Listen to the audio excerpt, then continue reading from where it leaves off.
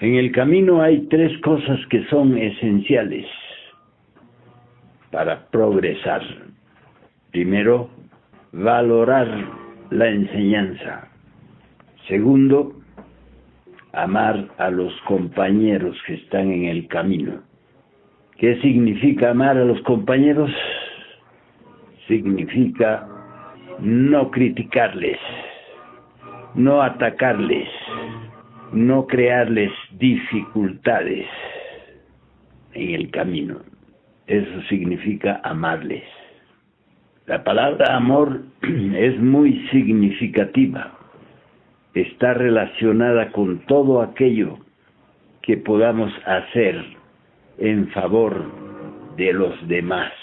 Si alguien dice que ama y no es capaz de sacrificar nada a favor de la persona que ama, entonces no es amor.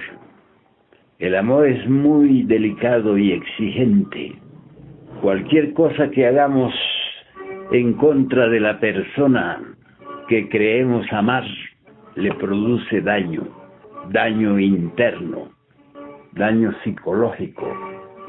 Ustedes podrán notar que cuando alguien hace algo en contra de nosotros, eso nos produce un malestar, un estado negativo en alguna de las funciones. De modo que amar significa dar, siempre dar. Nunca exigir nada, solo dar. Eso es amar.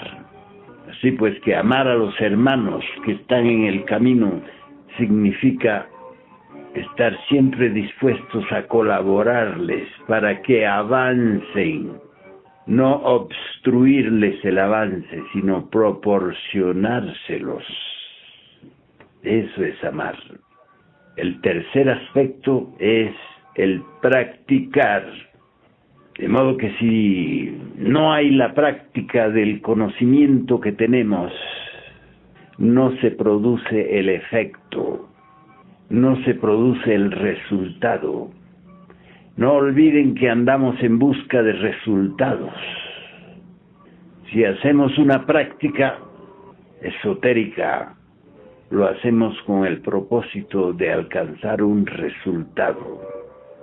Y eso no es negativo. En la vida debemos siempre ir a ganar, nunca a perder, siempre a ganar. ¿Cuántas cosas ganó Jesucristo en el Vía Crucis? Pero si hubiera tenido alguna reacción en contra de sus verdugos, no habría ganado nada. Y su historia sería otra. Hubiera cambiado totalmente el curso de esa historia. De modo que necesitamos tener siempre el intuito de ganar. Ganar en el sentido esotérico significa alcanzar más fuerza. No olviden que todo el proceso de la vida se fundamenta en la fuerza. Debemos siempre acumular fuerza, nunca perder fuerza. El estado de alerta nos anuncia, nos avisa cuando estamos perdiendo fuerza.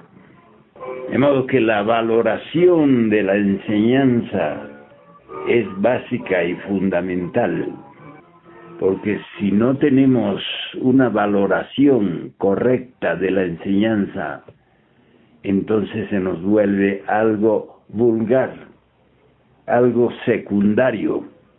Y la enseñanza tiene que ser siempre lo primero, porque no olviden que al entrar por este camino nos embarcamos en una empresa muy superior a todas las empresas que pueda iniciar un ser humano en este mundo. Porque es una empresa que va a conducirnos a un estado de liberación total.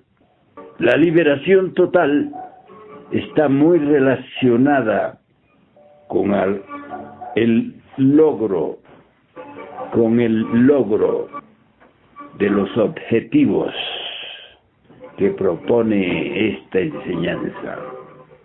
Uno de los objetivos básicos es lograr el dominio de sí, o como quien dice, volvernos dueños de sí mismos. Eso es algo extraordinariamente importante, volvernos dueños de sí mismos. Cuando llegamos a ese objetivo, no hay nada que pueda perturbarnos, asustarnos, preocuparnos, porque inclusive la misma muerte es algo que no tiene por qué causarnos dolor. Porque ¿cómo haríamos para que no venga la muerte? Es decir, es algo que no tiene otra forma de ser. Así es nomás la muerte. Cuando viene hay que tomarla como algo que tenía que venir, como algo que lo estamos esperando. Así es que cuando llega no tiene por qué sorprendernos ni lastimarnos. De modo que cuando llegamos a ese punto de ser dueños de sí mismos, hemos alcanzado la superación de todas las pasiones, de todos los deseos, de todos los temores. Y como decía, inclusive el temor a la muerte. No solo la muerte propia, sino la muerte de las personas que han sido nuestros seres queridos en el transcurrir de la vida. Así pues que la valoración de la enseñanza, del conocimiento, es algo que tiene que estar por encima de todas las demás valoraciones de las cosas de la vida. El amor por las personas que nos acompañan en el camino debe ser también fundamental, porque las personas que están con nosotros en el camino son en realidad nuestros compañeros de viaje. Así es que en toda agrupación gnóstica debe haber siempre esa tendencia de amarnos los unos a los otros. Cuando Jesucristo dijo amaos los unos a los otros, no se estaba refiriendo a las multitudes. ¿A quién se estaba refiriendo? David Conde, ¿a quién se refería Jesús? A sus discípulos, a aquellos que le acompañaban, que seguían con él. Así pues que esos tres aspectos deben tenerlos siempre muy en cuenta. Valorar el conocimiento, la enseñanza, por encima de todo. ¿Qué fue lo que dijo Jesucristo al respecto? Dijo, si amas a tu padre o a tu madre más que a mí, no sois dignos de mí. Cuando decía mí no se refería a su persona, sino al conocimiento, a la enseñanza. De modo que la valoración del conocimiento es lo que nos hace absorberlo, disfrutarlo, tenerlo siempre como lo principal en la vida. En la vida podemos tener muchas cosas, pero ninguna de las cosas que podamos acumular en la vida puede darnos el efecto, puede producirnos el efecto que nos produce la práctica del conocimiento. De modo que cuando Jesús le dice al tipo, deja todo lo que tienes, toma tu cruz y sígueme, ¿qué le estaba proponiendo? Le estaba proponiendo que lo principal en la vida es la sabiduría, es el conocimiento que puede conducirnos a nuevos niveles de conciencia, que puede conducirnos a nuevas experiencias superiores. Las experiencias de la vida al fin y al cabo se vuelven rutina, sea el triunfo, sea la derrota, siempre se vuelve rutina y recurrencia, no pasa más allá de eso.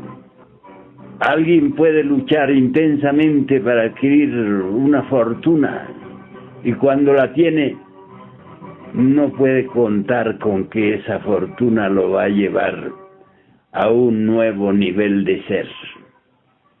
Por el contrario, lo puede convertir en un ser mucho más despreciable por el apego a su fortuna. De modo que así, en esa figura, en esa dirección, es que necesitamos valorizar la enseñanza, el conocimiento, tenerla como la principal fuente de crecimiento y desarrollo interior. Cuando yo tomé este camino, lo tomé como lo principal en mi vida. Y hasta hoy lo tengo como lo principal en mi vida. Todo lo demás viene por añadidura. De modo que alguien que tome el camino, que tome la enseñanza, no debe temer que se va a quedar sin comer, se va a quedar sin dónde vivir o cosas por el estilo. Porque todo lo demás viene por añadidura. A mí en estos 50 años de trabajo gnóstico nunca me ha faltado ni el pan, ni el abrigo, ni el refugio, que son las tres cosas básicas para vivir. Pan, abrigo y refugio, es decir, qué comer, qué vestir y dónde pasar la noche. ¿No es verdad? Esas son las tres cosas básicas de la vida. De modo que no debemos tener ningún temor de que vamos a pasar hambre o necesidad de ninguna especie, porque todo viene por añadidura. ¿Añadidura a qué? A nuestro trabajo, a nuestra valoración de la enseñanza, el sentimiento que debemos irradiar desde nuestro centro emocional hacia las personas que nos acompañan en el camino debe ser definitivamente el mejor sentimiento. Si en la vida amamos a cualquier persona que nos acompaña en los trances comunes y corrientes de la existencia, ¿qué no debemos sentir por aquellos que nos acompañan en el camino que conduce a la luz? La práctica de la enseñanza es el tercer factor que debemos tener muy presente, no solo de momento en momento, sino de instante en instante. ¿Qué es lo que voy a decir cuando me insulten? ¿Qué es lo que voy a responder cuando se hagan la burla? ¿Con qué acciones voy a enfrentar a aquellos que me consideren menos? Todos estos aspectos son básicos y fundamentales en el diario vivir. No se olviden que el diario vivir es el gimnasio psicológico mediante el cual debemos desarrollarnos como verdaderos atletas de la espiritualidad. Vivir en medio de tanta gente dormida, de tanta gente malintencionada, de tanta gente malvada, es un trance muy especial en la vida de todo iniciado gnóstico. Así es que debemos estar dispuestos a no identificarnos con las malas acciones que practiquen contra nosotros los malvados de la vida. De modo que andar por este camino significa romper las relaciones vulgares, comunes y corrientes con las multitudes, con todos esos seres humanos que viven en función de su ego. Hay que tener mucho valor, hay que tener mucho conocimiento para no vivir en función del ego, porque vivir en función del ego significaría estar siempre llenos de ira, de codicia, de lujuria, de envidia, de pereza, de orgullo, lo cual no es para nada conveniente en nuestro diario vivir. Y para lograr esto necesitamos el estado de alerta, no olvidarnos. Cuando nos olvidamos de nosotros mismos, caemos en la identificación, en el sueño, en el conflicto, en el temor, la preocupación. La preocupación es un factor psicológico sumamente negativo, destructivo. En ese trance de la preocupación las personas gastan enormes cantidades de energía y se vuelven violentas. ¿Han visto ustedes que las personas les dicen unas a otras, tranquilo, tranquilo? ¿Qué le están queriendo decir? Que no esté preocupado, que no esté tenso, que no esté gastando energías. Eso quiere decirle a las personas unas a otras cuando les hablan en esa manera. Tranquilo, tranquilo, calmado. No es una cosa fácil estar calmado, ¿o sí? ¿Qué necesitamos para estar calmados? A ver, ¿quién me responde? Comprensión, maestro. Recordarnos a nosotros mismos. El estado de alerta. El estado de alerta. El recuerdo de sí, es lo mismo. Si estamos en estado de alerta, entonces podemos rechazar, repeler los estados de tensión, de ansiedad, de angustia. ¿Por qué?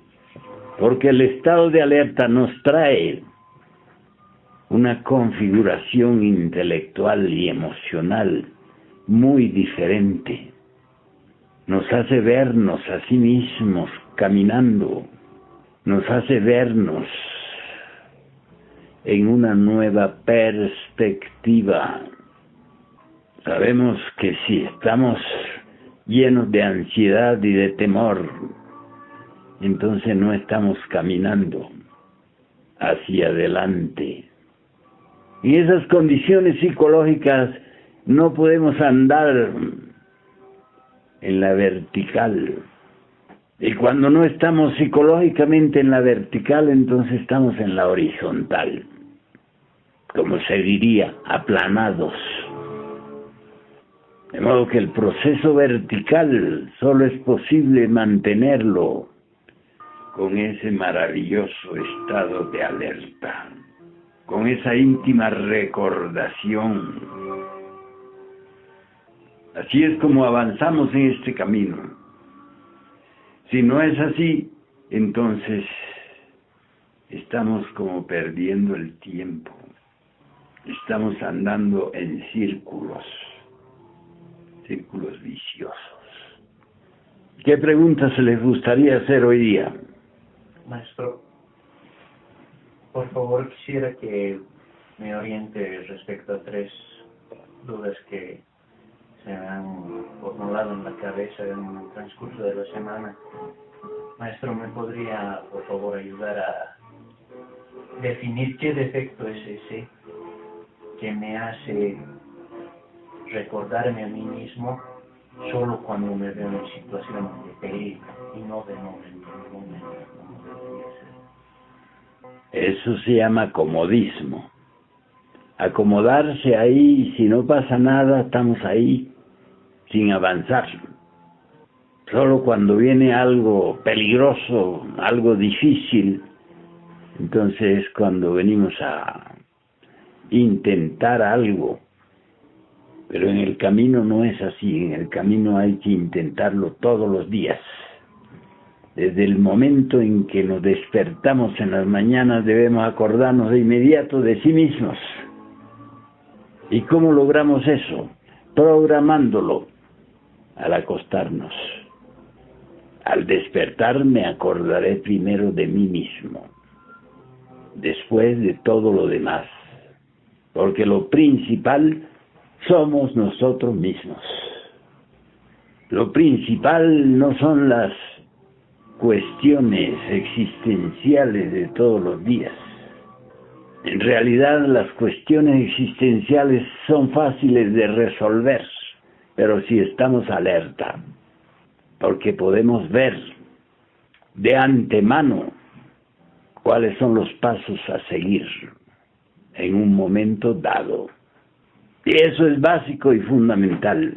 Una persona que de antemano ya tiene el panorama de lo que va a ser su día, entonces esa persona va triunfando en todo, porque nada le sorprende.